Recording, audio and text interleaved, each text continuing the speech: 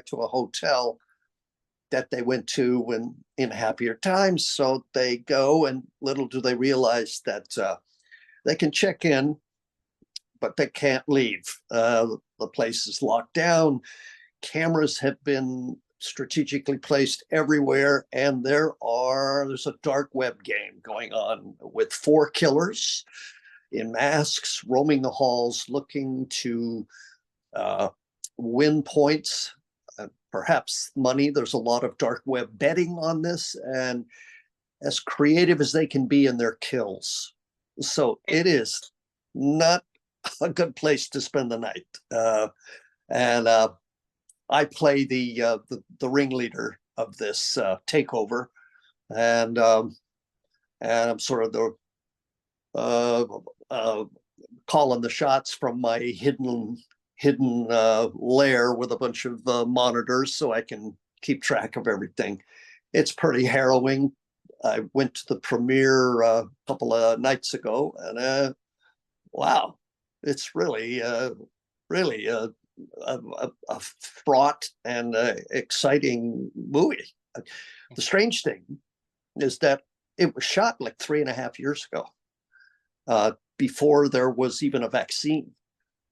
Almost like a dream at this point, but it turned out great, and I'm very happy with it. So yeah. And Jeffrey, I saw the trailer for the movie. I'm anxiously waiting to see it myself. And your character, Mr. Lockwood, he's like the preparer of doom. He's like a wrestling analyst, a type of a commentator. He's dictating. He's playing up to all those watching online. He's almost baying for blood.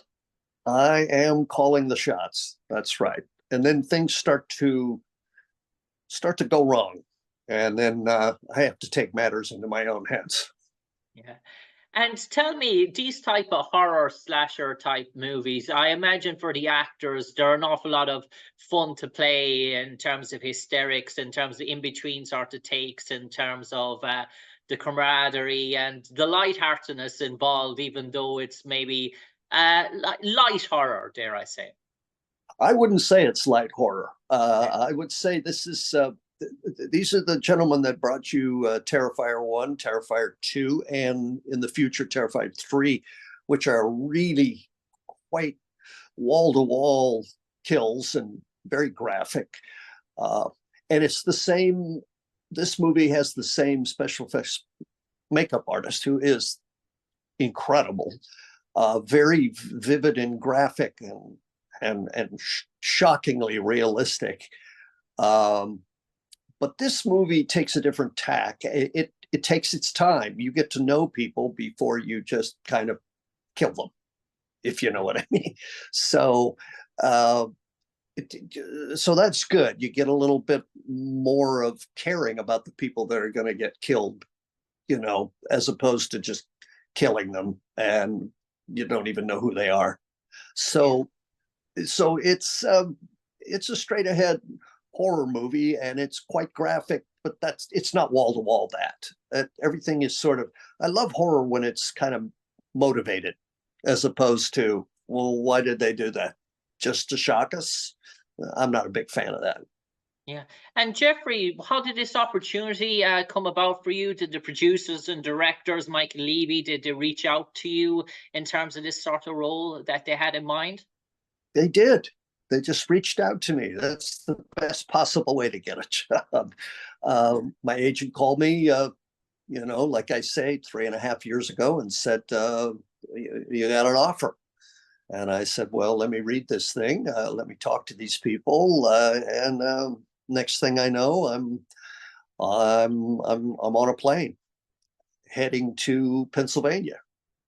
It's a very strange shoot because everybody wore masks. You know, recently I went to the premiere and people would come up to me and say, you know, I ran sound. And I go, well, I'm sure you did, but I never saw you. I mean, I saw your eyes.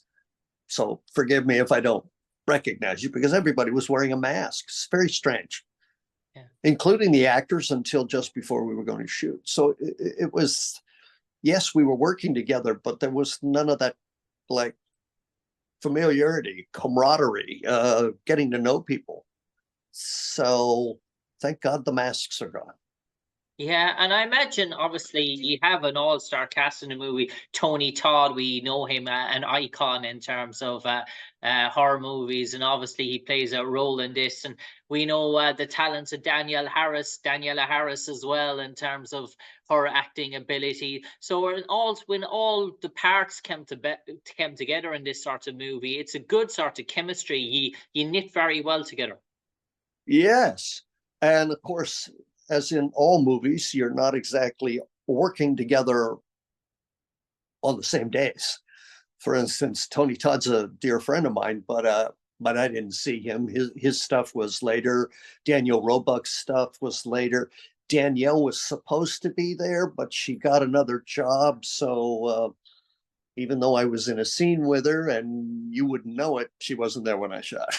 So they cut to her, after they shot her, and it's seamless. You don't know, but um, Dee Wallace, don't forget Dee Wallace Stone is in this movie as well, and she's just always terrific. And Jeffrey, speaking to you before we came on air, I heard from you it's a busy time for you at the moment, that you might have an audio project coming our way in the near future. I do. I was approached by an old acquaintance of mine who was putting together kind of a radio play, if you will, loosely based. It's a detective novel. There's a whole series of them about a Chicago detective named Nate Heller. And there's a whole slew of books based with this character.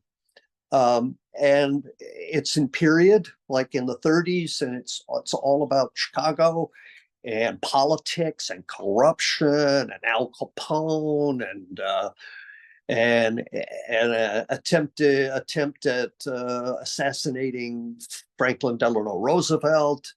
And so I play the mayor of Chicago, who actually, in historic terms, was next to FDR when the assassination attempt was done, and the mayor was shot instead of Franklin Delano Roosevelt, and actually died from his wounds. So I was just very excited about it. I thought the writing was really great. So yeah, I'm doing. It's called True Noir. You could look it up. Facebook. I'm sure it's on Instagram. True Noir, and I'm looking forward to the finished product. And Jeffrey, before we came on air, you mentioned you have a good bit of Irish blood in you as well, and deep Irish roots. Well, I wouldn't say I have a little bit of Irish in me. You do your DNA, and I'm mostly Scotch Irish, the Isles, right, and Irish, but so I'm basically Northern European. Is her father is both her parents, both her grandparents immigrated to America when they were in their teens, not together, met each other in America, raised a family. So my wife has deep Irish roots, and proud to say through her, I got some Irish citizenship going on, and I need to renew my passport. Can you help? It's kind of difficult. So it used to be you could do it by, there was a consul in San Francisco, and now they did away with that. So, So yes, I love Ireland. I've been there on 2 or 3 occasions, and I would love to go back. Okay, we'd be delighted to claim you as one of our own, Jeffrey. And Jeffrey Combs, for the final 30 seconds, you might enlighten all our viewers, all our listeners, why they should head out to their cinemas en masse on August the 21st in terms of to watch Stream that is coming our way. And when they rock up to their cinema theaters, or if they're watching it online, or whatever mode of communication they're watching on Stream. Well, here's my question to you. Is it playing in theaters in Ireland, Dublin? Yes, it's playing in selected theatres in Dublin, Cork, Limerick, Galway, in terms of the first week, in terms of the big cities. Well, all I can say is if you're a horror fan, and more specifically a horror fan, if you saw that, these are the same fellas that brought you that, and so it certainly has that kind of vibe about it. And I love the story in Stream, and I think it's a real crowd pleaser based on the premiere crowd that I experienced when I flew to New York for the premiere.